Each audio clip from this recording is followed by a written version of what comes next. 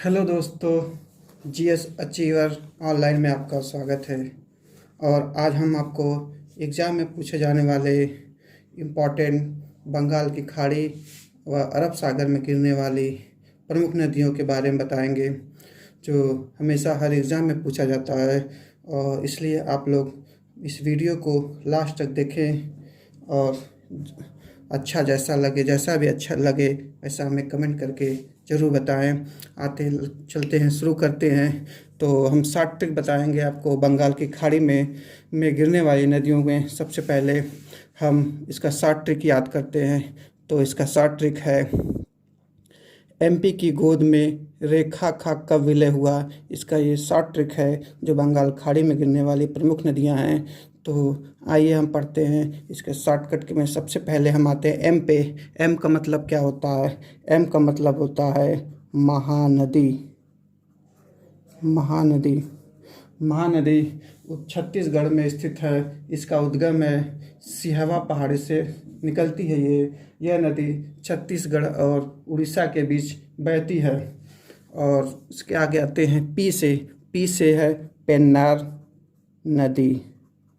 पेन्नार नदी पेन्नार नदी के बारे में हम जानते हैं कि यह नदी उत्तर दिशा में बहती हुई आंध्र प्रदेश में प्रवेश करती है और फिर दक्षिण पूर्व दिशा में कोरोमंडल तट की ओर मुड़कर नेल्लोर के पास बंगाल की खाड़ी में मिलती है।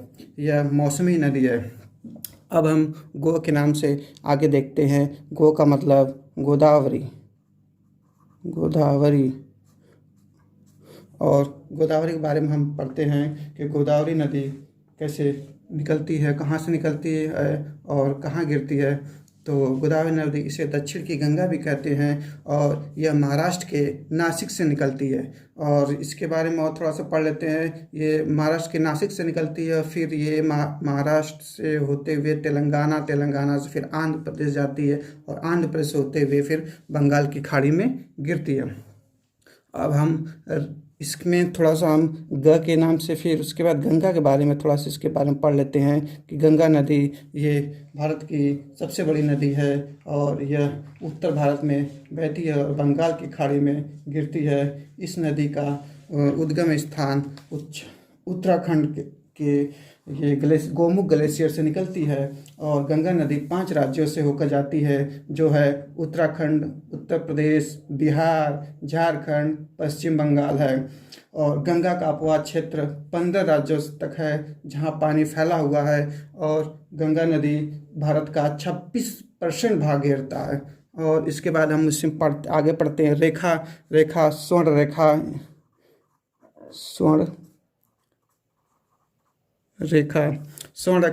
ये झारखंड में बहती है। और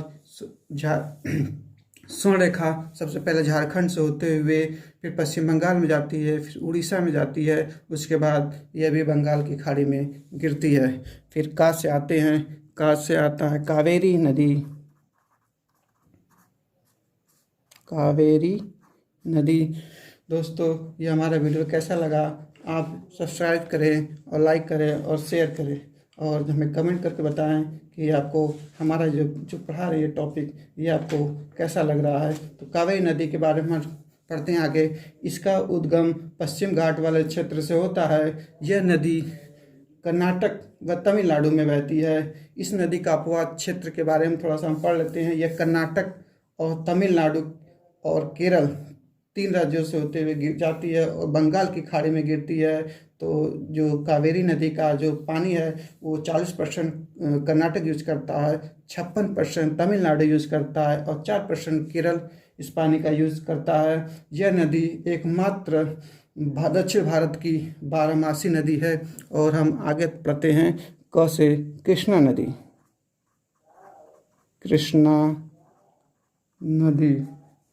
कृष्णा नदी के बारे में हम जानते हैं कि महाराष्ट्र के महाबलेश्वर से निकलकर कर्नाटक, तेलंगाना, आंध्र प्रदेश से होते हुए ये बंगाल की खाड़ी में गिरती है। और फिर हम आगे चलते हैं ब से। तो ब से है ब्राह्मणी नदी। ब्राह्मणी नदी के बारे में पढ़ते हैं। तो ब्राह्मणी नदी उड़ीसा में बहती है और इसकी लंबाई है 799 किलोमीटर और ये बंगाल की खाड़ी में गिरती है। वश से आते हैं तो वश से वैगाई नदी आती है। वैगाई नदी, इसके बारे में हम पढ़ेंगे। वैगाई नदी ये तमिलनाडु में बहती है। यह तमिलनाडु के मदुरई नगर से निकलती है। और इसके बाद ये एमपी की शॉर्ट ट्रिक था। एमपी की गोद में रेखा का कब विलय हुआ, ये इसका शॉर्ट ट्रिक था जो बंगाल की खाड़ी में गिरने वाली नदियों के बारे में था। ये जितनी भी ये नदियां हैं ये बंगाल की खाड़ी में गिरती हैं और ये एग्ज़ाम में हमेशा पूछे जाने वाले नदी हैं। और इसके बारे में हम थोड़ा सा और पढ़ लिए हैं, तो हम आगे बढ़ते हैं अरब सागर में गिरने वाली नदियों के बारे में कि इसका शॉर्ट ट्रिक है सालू की माँ भानुमती सोजा। इसका ये शॉर्ट ट्रिक है, इसको हमेशा याद रखिएगा क्योंकि ये हमेशा एग्ज़ाम में पूछे जाते हैं। चाहे एनटीपीसी है, ग्रुप डी है, चाहे किसी प्रकार का कम्पिटिटिव एग्ज़ाम है, सब में ये इम्पोर्टेंट आता है। तो सबसे पहले आते हैं सा पे। तो सा के बारे में हम जानते हैं, ये साबरमती नदी। साबरमती नदी, यह नदी मुख्य रूप से गुजरात में फैली है और इस साबरमती नदी में सिंचाई व विद्युत उत्पादन होता है। और साबरमती का पानी का अधिकतर यूज़ गुजरात में सिंचाई के तौर पे किया जाता है। अब आगे आते हैं लू से है लूनी नदी।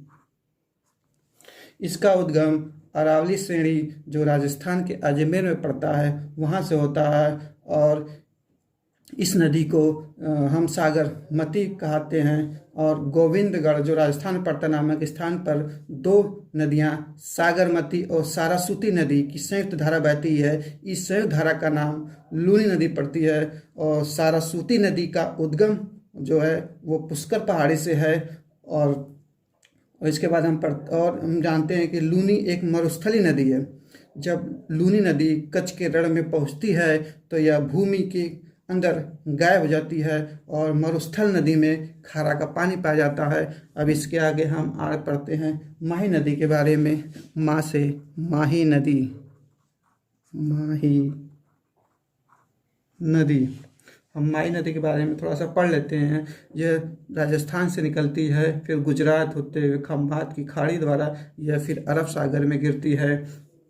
यह मध्य प्रदेश में से निकलती है।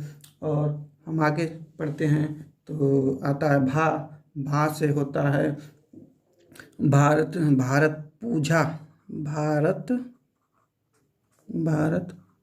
पूजा। दोस्तों ये हम अरब सागर में गिरने वाली नदियों के बारे में हम बता रहे हैं।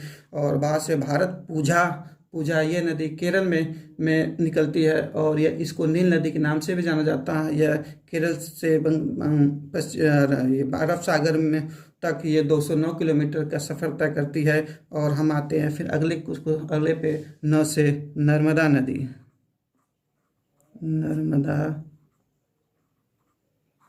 नदी। हम जानते हैं कि नर्मदा नदी मध्य प्रदेश की जीवन रेखा कहा जाता है नर्मदा नदी को। इसका उद्गम है मध्य प्रदेश के अमरकंटक से है।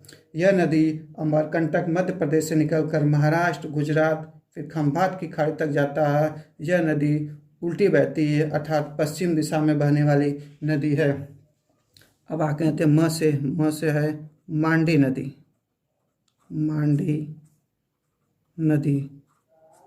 दोस्तों हमारा ये वीडियो कैसा लग रहा है आप हमें ज़रूर लाइक और कमेंट करें और हमारे इस वीडियो को शेयर करें और ज़्यादा से ज़्यादा शेयर करें ताकि आप शेयर से हमें प्रोत्साहन मिलता रहे और हम आगे वीडियो बनाते रहें। अब आते हैं हम अगले क्वेश्चन पे। तो म से मांडी नदी के बारे में थोड़ा पढ़ लेते हैं।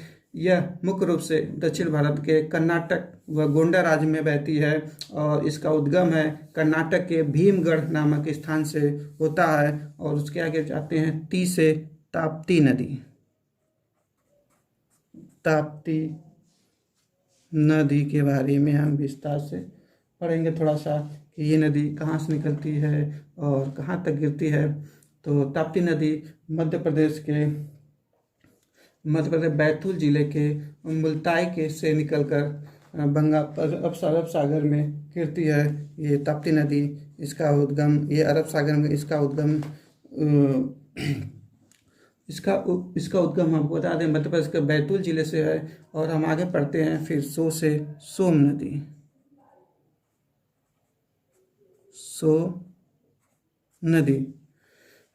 सोम नदी।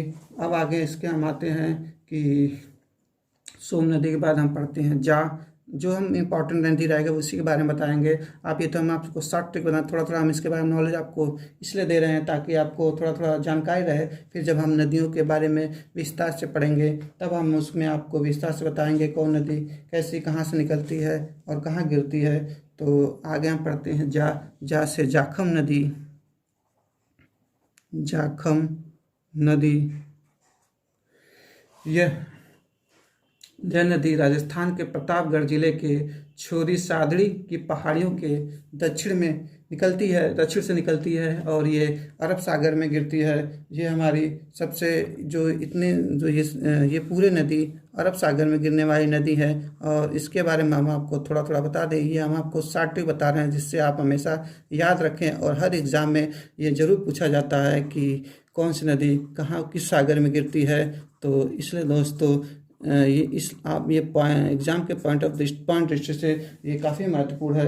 तो थोड़ा सा हम आप क्या करते हैं थोड़ा सा माही नदी के बारे में और थोड़ा सा विस्तार से आपको बता देते हैं। ये इस नदी का उद्गम हिमाचल श्रेणी से होता है और इस विंध्याचल श्रेणी जो है मध्य प्रदेश में पड़ता है। माही नदी तीसरी जो है पश्चिमी नदी होती है। माही नदी मध्य प्रदेश से होते हुए राजस्थान गुजरात व अंत में अरब सागर में गिरती है। और अभी इतना ही है। और इतना आपको ये वीडियो में आपको कैसा लगा आप हमें ज़रूर लाइक कमेंट करें और हमारे इस वीडियो को ज़्यादा से ज़्यादा शेयर करें जिससे आप लोगों के शेयर से हमें हौसला बना रहा है। दोस्तों धन्यवाद। आपका दिन शुभ हो।